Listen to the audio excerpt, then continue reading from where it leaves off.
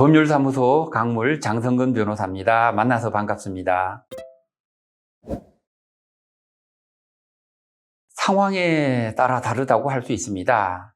피해자 쪽에서 기대하는 금액 수준이 아주 높다 그러면 그 금액에 맞춰서 일찍 합의할 수는 없겠죠. 시간을 끌면서 피해자 쪽이 기대하고 있는 그런 합의 금액의 수준이 내려가기를 기다려야 합니다. 자연스럽게 내려가게 돼 있고요.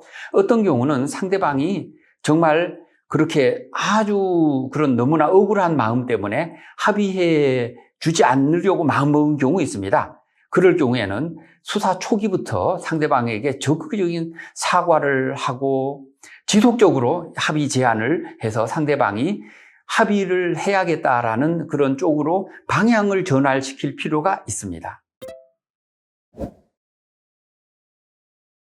현실적으로 내가 감당할 수 없을 만큼의 큰 금액의 합의금을 요구하는 경우가 많습니다. 사실상 합의를 포기할 수밖에 없습니다. 사실 이럴 경우 저만의 노하우인데요. 합의하기 위해서 노력한 과정, 그리고 상대방이 요구한 금액이 이게 너무 과다하다, 객관적으로. 그리고 내가 가지고 있는 경제 형편은 이 정도뿐이 안 된다.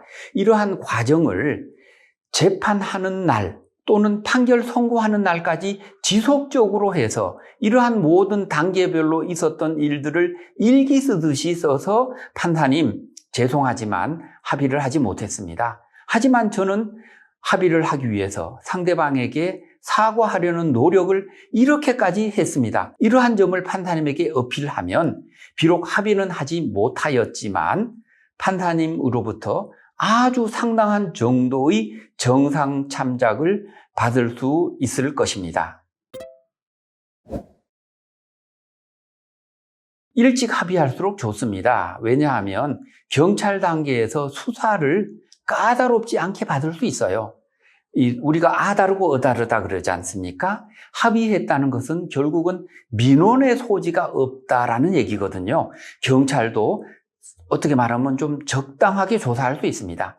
그리고 만약에 이 사건이 이제 유죄가 돼서 검사한테 이제 접수됐으면 검사님은 정식 재판에 회부돼서 내가 생업 기간 중에 법정에 출석하는 그런 좀 불편이 있고 망신을 사는 경우가 있는데 검사님이 서류 재판, 그러니까 약식 기소할 가능성도 있습니다. 합의가 됐느냐 안 됐느냐는 이만큼 중요한 사건 처리의 요건입니다.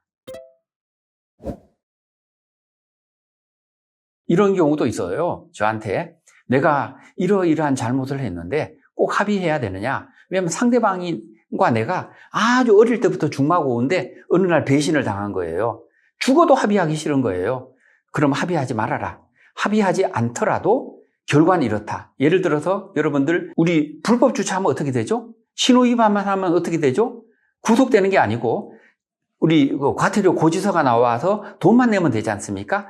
형사사건에 있어서도 계속해서 반복되는 사건은 법원 내부적으로 또는 수사기관 내부적으로 처리하는 기준이 있습니다. 이것은 누구나 아는 기준이니까요. 요 정도면은 합의 안 하더라도 구속되지 않는다. 또는 재판까지 가지 않고 벌금으로 조금 가볍게 끝날 수 있다. 이런 경우는 정말로 내키지 않는 경우 합의를 하지 않을 수 있습니다. 다만 내가 이 잘못을 뉘우치지 않는다. 이런 느낌을 주면 안 되니까 실제로 그런 마음을 먹었다 하더라도 수사기관에 진술할 때 진심으로 반성하고 있다. 합의하기 위해 노력하고 있다. 이런 점을 조금 적극 어필할 필요가 있습니다. 이제까지 함께해 주셔서 감사합니다. 법률사무소 강물에서는 20여 명의 변호사가 다양한 사건에 대한 해결책을 준비하고 있습니다. 경험과 또 여러 변호사들의 협업이 필요한 시대에 법률사무소 강물을 찾아주시면 감사하겠습니다.